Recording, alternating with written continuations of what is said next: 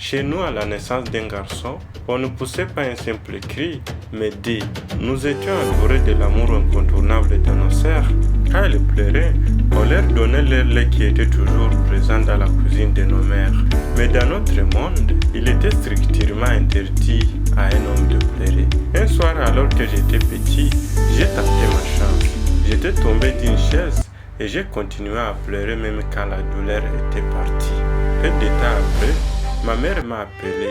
Ton père t'appelle pour prendre le thé. Je suis arrivé tout heureux avec ma tasse, sans savoir que ce jour-là, j'allais recevoir des leçons et des fouets que je raconterai plus tard à mes propres enfants. Bienvenue dans ma culture. À 6 ans, le cri a changé. Ce n'était plus la célébration, c'était le devoir. Réveille-toi, va à l'école. On quittait la chaleur du lit, le sommeil inachevé. À cet âge, on croyait que nos parents manquaient de la compassion.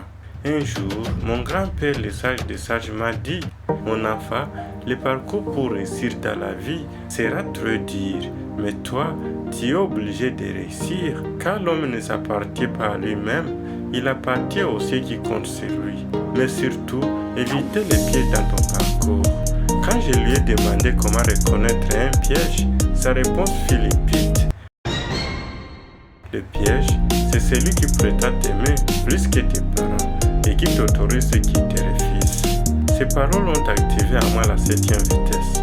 Vive la parole de nos ancêtres. J'ai fait alors une réunion avec moi-même pour comprendre ce qu'ils